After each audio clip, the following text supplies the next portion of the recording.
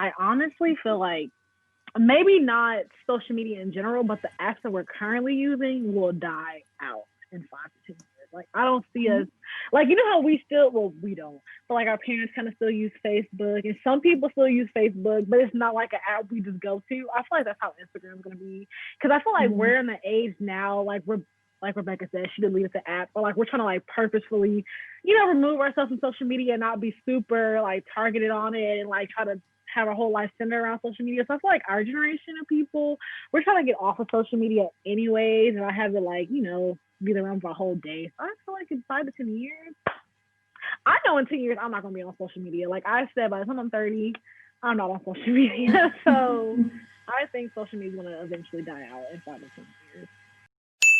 I tell it like it is, but I always make it nice. Putting the boss in boss babe. One thing about me, I'm going to ask the right questions. Just know, I always say what needs to be said. I'm Bria. I'm Sydney. I'm Rebecca. And I'm Shayla, and this is For Your Information Podcast. Woo! We are back with another episode. Hi, ladies. Y'all looking good. How is everybody? I am hyper right now. I am off of 2 cups of coffee, so I'm good. Yeah. Life is good. Life is good. Okay. Yes. Sydney, how are you? I'm pretty energized. I woke up from a nap, so got that rest. Yes, Sydney, you and your naps. We love your naps. Classic. How about you, Shayla? How am I? I'm feeling pretty good. The semester starts in like another week or two, so just trying to live my best life. Everybody, Tuesday was Shayla's birthday, so in the comments, everyone wish Shayla happy belated birthday. Thank you. Yes, I made another revolution around the sun. I'm old. How are you? Take some time to talk to Amaya about what to expect this year. Yeah. Nah, I actually should have did that. I did speak to her, but it wasn't like, I wasn't getting my spiritual advising or anything like that. But I did have a good birthday. I celebrated with some good people. We had a good time. And I got to have some Chinese food on my birthday. That's always a plus. Yes. How are you, Rebecca? Miss Rebecca girl. I'm pretty good. This week since last time we talked, I've just been trying to find some balance, with everything going on. That could apply to so many things. So I'll just say with everything going on, I've found some balance. I decided to, get a little bit more structured with time, start some new habits, be a little more disciplined about those habits, trying some new things. One of those new things is taking a break from social media.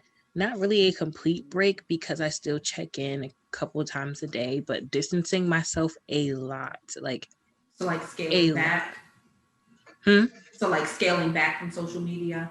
Yeah, like I don't have Twitter and Instagram on my phone at the moment, and those were really the 2 apps that I wasted so much time on. I felt I haven't been on Instagram except like if somebody sent me a link to something, I'll go on the desktop and look at it.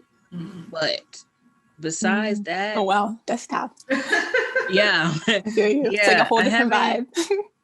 It's really not a vibe, especially since I have a PC. But I just felt too attached to it. Like I was spending too much time on it. And I felt like I was like talking too much on it, especially on my stories. Some things that like, nobody really cares. And even if they did care, like they don't even know me like that anyway. I feel that way. I've scaled back a lot and it's been good. Like I feel a little bit more balanced. That's good. That's really good, Rebecca. That's inspiration for the rest of us. Exactly. I might join the wave, honestly. You know what? Join this side. Like I was looking for more personal interactions with people than just scrolling and swiping and whatever. And I've opted for more personal things, like finding some virtual groups and whatnot, hopping on some Zooms. So it's been good. I think I'm gonna keep this up for a while. Yeah, that definitely inspires like a more intentional approach to like communicating and like using and having a presence online versus just like being online to be online, which is exactly what I do. I feel that, and it's such an easy trap to fall into. Yeah. But what is you all's favorite platform, and what is you all's least favorite platform to be on, and why? My favorite is Instagram because that to me is like just straightforward. Look at pictures, scroll, like, boom, done. All right, visualization. Least favorite, I'm gonna say interaction wise, probably Twitter because I don't use it, but I do find it to be hysterical. I have one, but it's kind of pointless for me. I'm kind of like the opposite of that. Like, I think for Twitter, people usually join and then they're like, oh, I don't know about it. Like, I'm just throwing stuff into the world and nobody's really responding. And then like you leave it for a couple months and then you come back and you're like, oh, okay, I see why. I see the point. So for me, actually, Instagram used to be my favorite just because of doing like photography and like the really visual aspect of it. But I haven't been doing photography as much and I've been getting more into like the Twitter discourse. So I would probably say Twitter right now is my favorite. And then Instagram's not my least favorite. See, least favorite? Actually, Facebook, because I don't go on there. I feel bad. Okay, Facebook is the original social media platform. So I think I'll always have respect for Facebook. Facebook and MySpace. MySpace. Never had a MySpace. I never had a MySpace. I got the 400 friends on MySpace and my mom made me delete my page. I almost cried. I was like, MySpace, okay. But now, I don't know if people consider this social media. I feel like the influencers consider this social media, but I would say YouTube is my favorite social media platform if it's social media, because I feel like I can be on YouTube all day, watch anything. And, you know, I feel like it's not as invasive as Instagram. Like the videos people are recording, like they plan it out, like they know what they want to upload. It's not too personal, not too much in their information, their business. So that's why I like YouTube. My least favorite is Clubhouse. Okay? Oh, that is my least favorite. Oh my I goodness. forgot about Clubhouse too. I feel like Clubhouse is so problematic. Like I have an experience on Clubhouse. You do. It has its great moments, and then some of the moments I regret even having on my phone. I haven't been on the app in like a couple of days. Like I'm just over it. But Clubhouse is my least favorite app at the moment. What about you, Rebecca? My favorite, Twitter's my favorite, but Clubhouse is coming up right behind it these days. Ooh. Just because I have great times on Clubhouse. Like, I think it's because the types of rooms I go in. I don't go in the places you go. That does make a difference. Just this week, I connected with this really cool girl. She was having a chat about beauty standards. And the chat was originally about beauty standards and aging, but then it turned into other things. And it was a really like good discussion and we connected. I think we're going to stay in touch. So it was cool. And I gained a lot of good information from there. Like I was in a marketing chat the other day, learning about some things. I was learning some things about real estate, sitting on some really insightful discussions. So Clubhouse is to get the most of it. It's not like other apps where you just follow the people you know. It is interactive, and I do like that. Like you could literally converse with 21 Savage if you wanted to. Like I sat in on one of his rooms one time, and I never will again. In like 2 rooms where I got called to speak, and like each time I get called to speak, she leaves. You leave. And I was texting. I did. Because they go in some interesting places. I stay on do it. my side. I stay on my side of Clubhouse. Yes. We do like to go to the other side of the Clubhouse tracks. But yes, follow who I follow. I'll ping you to some good rooms. Yes. Because I don't be over there where y'all be at. I don't go I'll over be there. in the ghetto. I'll be in the ghetto. I'll be in the projects. Okay? In the projects. You sure do. I'm over it. Okay? Over it. But my least favorite, I have to say, I don't know if I have a least favorite because I don't like something, I just don't interact with it. So therefore, it really doesn't get on my nerves much. But I guess the one that I go on least nowadays is Instagram, since I took it off my phone. And whoever followed me, like y'all know, I used to be on the stories heavy, especially on my close friends. But then I thought about it and I'm like, I feel like I'm providing free entertainment to these people. And I don't like that. So I stopped. Well, that's valid. I think sometimes you have to think like, why am I on this platform, or like, what am I using it for? Because like, honestly, Pinterest might be one of my top favors, but it's just because like Pinterest and Reddit have been my top two lately. Pinterest is and so Reddit. unproblematic. Like it's just smooth sailing. Like you can go on there for hours, don't have to worry about anything. I was in a Pinterest not room on interactive, though. Clubhouse. That's the only thing. Oh, how does that work? Best of both worlds. Best of both worlds. It was this woman. She's a marketing expert, and like her specialties in Pinterest, and so she was talking about different things you can do with Pinterest. It was really interesting. Cool. So what happens when you stay out of them rooms, Bria? Yeah, literally, I just clicked on Clubhouse and I had like 5 requests for friends, and the rooms that they're in are like African men demon time, prank calls, like just childish. Not names. African like, men demon time. Yeah, it's like they're already talking about freaky hours. It's 5 o'clock. Oh my god. Oh my god. No, the freak hours one. Let me find out you was in the room, Rebecca. I clicked on it at like 7 a.m. Like I meant to click on something else, and I clicked on Clubhouse at like 7 a.m. That's a different type of freaky hours, time. and I'm like, y'all should be getting ready to go to work. Yes, I remember one time freaky hours. Y'all need to go to work. 8 o'clock. Y'all need to get jobs. I was at work at 8 o'clock in the morning, and I was adding my like coworker because she wanted to join the app. It's 8:30. I'm trying to teach her how to like work the app. They're talking about sexual topics at 8 o'clock in the morning, and this room had like 50 people in it, and like all of them. I'm like, please get a job. Go do something. They need to go let off some steam. Go for a jog or something. Well, since so many people are spending time on Clubhouse, apparently, how much time do y'all think y'all spend on like different platforms, and like how does it affect your day to day? Serious. I know I spend all the time on social media. But I will say, as of recent, I try to cut back. I will say max, I've been like, mine is YouTube, but that doesn't count.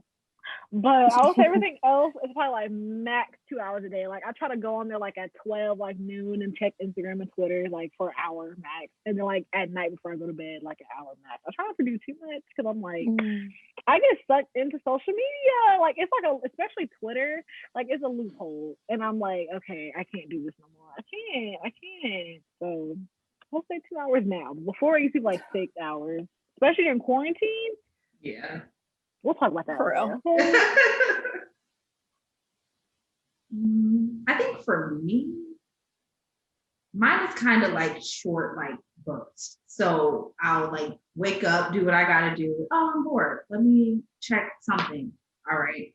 Scroll. Y'all aren't interesting. Off. And then, okay, now I'm bored again. No, that's literally how it goes for me. Then I get bored again and I check again. So it's not like I'm like sitting for an extended period of time looking. It's just more of like when I have nothing else going on, oh, let me check in or tap in or something like that. Yeah, that makes sense. That's good. What about you, Rebecca? So it's funny. This week, last week technically, I set limits on my phone. So for most apps, I can only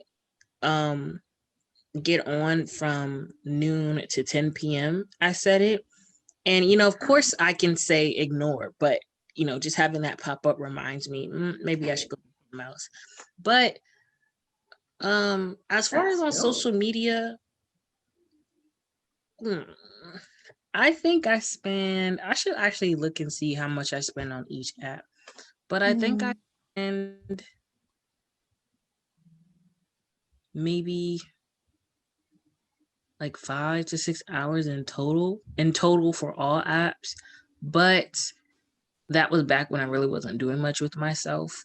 So now that I'm doing more and I'm reading more, probably less than that. I agree with you, Rebecca. No, I'm saying I agree with you because I feel like when you have a lot of stuff going on, then chances are you're not really going to be on your phone like that anyway. But when you're just home chilling, your time, I feel like probably will be Yeah, I agree. My screen time, I just pulled it up. It's a little embarrassing, so we're gonna not give direct numbers, but I've been trying to cut down recently. Like Rebecca was saying, I have limits on Instagram, but honestly, I haven't been going on there as much just because like the algorithm is shifting, and I feel like I don't see as many like people's photos. I'm not really like checking stories and stuff, so that time's gone down. But then my Twitter side has gone up, and then if we're counting YouTube as a social media, it's a mixed thing. So like I'll go on YouTube for two things, like sometimes entertainment, but then also like learning about different things. So for entertainment's sake, and then like tallying other social media stuff, I would probably say like 3 hours a day, roughly. not bad, yeah. Yeah, and then for my like job and stuff, I have to use social media, so I don't count that. In that time.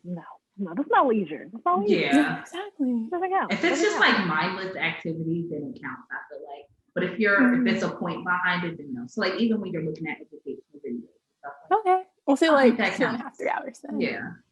Not bad. Exactly.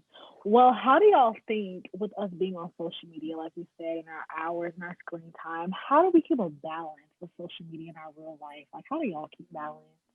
Because I'm gonna tell you one thing.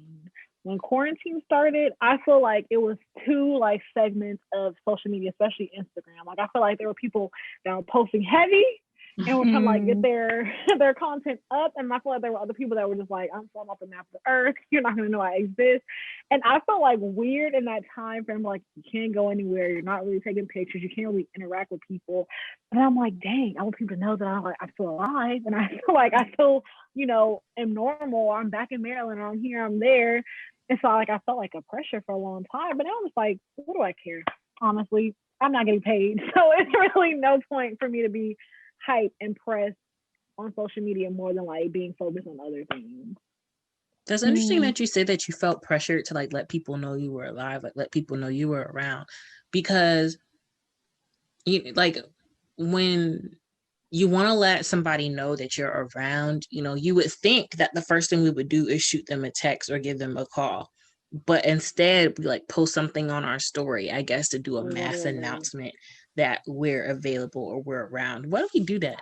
I think it comes back to that question of like balance too. I think it's interesting that you pulled up the point that like people had different responses during the pandemic to how they were using social media. Because like I was kind of on that flip side where I honestly stopped. Like there's a full gap, maybe a couple months, where like I didn't post anything to Instagram because I was like, why was I posting this stuff to begin with? And then also like some of the stuff that I was posting, it was like kind of tied to like getting a job and that kind of thing. And like being in the communications world, it's a little bit different because like you are also looked at on your social media to see like how you're using it, how like you can implement different skills and stuff.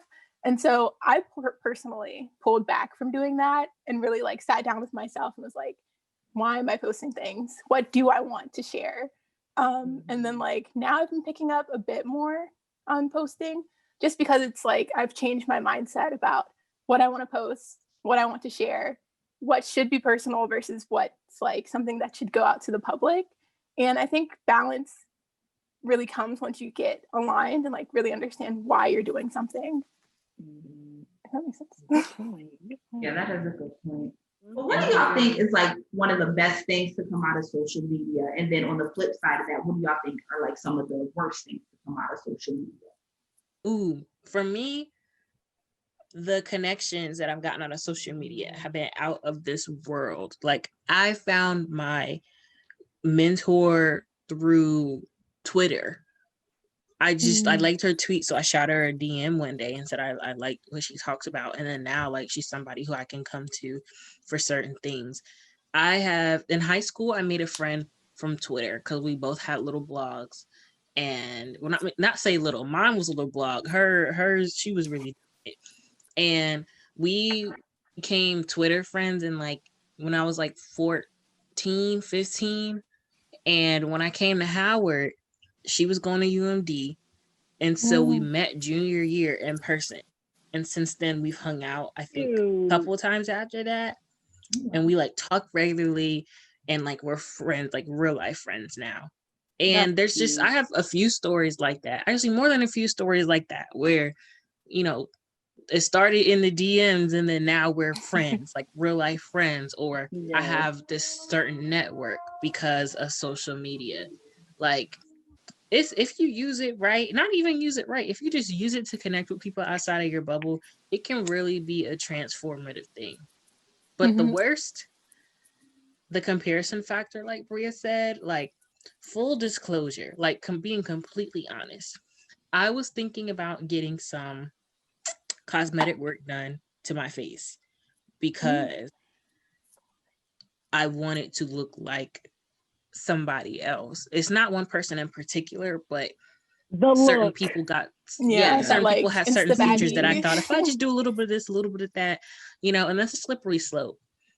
And when I started backing away from social media, like mindlessly scrolling on it, now if I'm on it for a reason.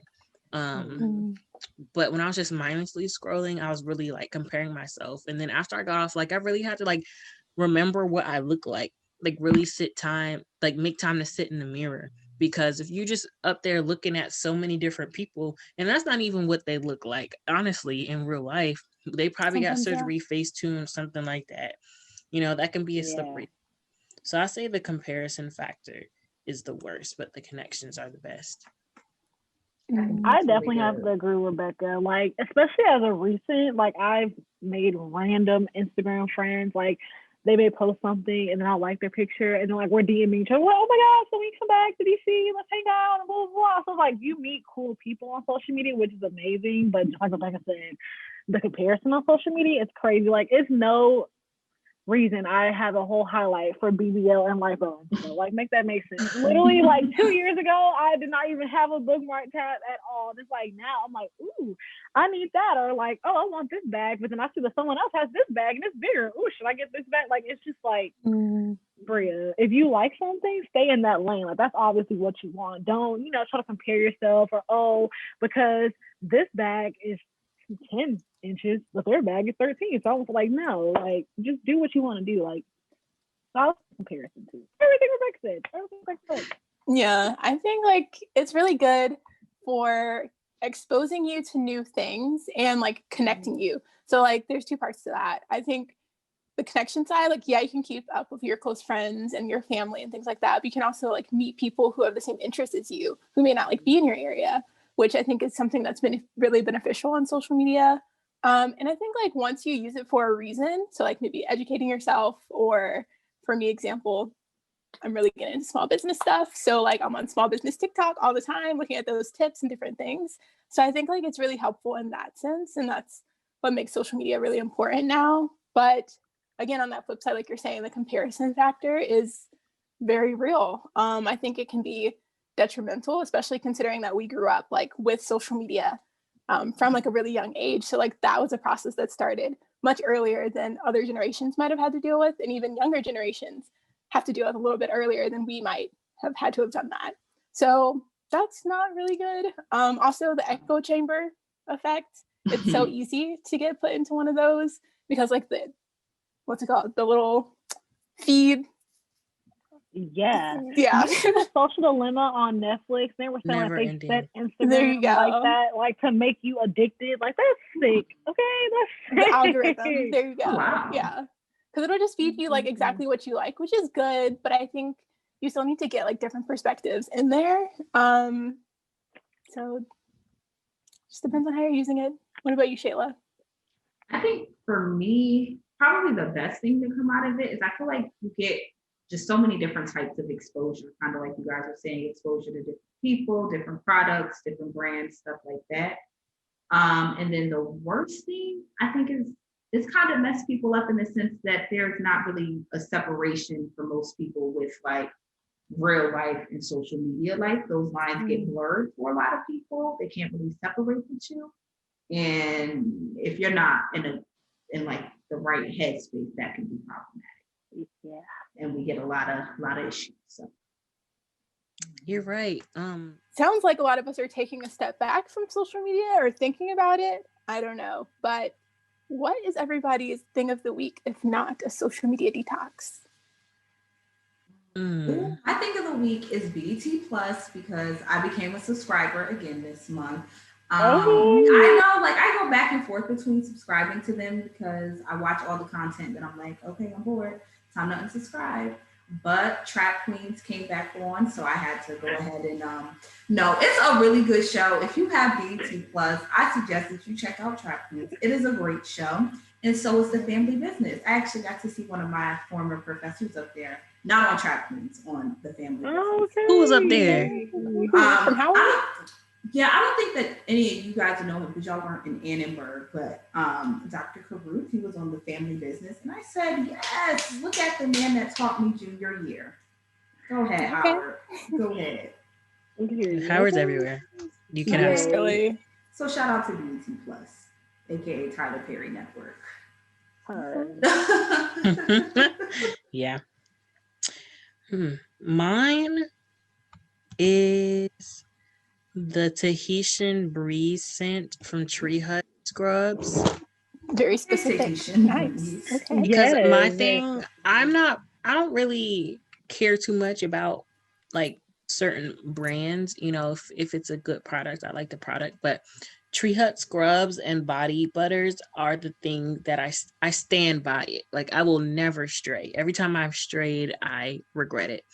And I like to try a new scent each time I get it. Like I buy it in bulk when there's a sale and I get a different scent.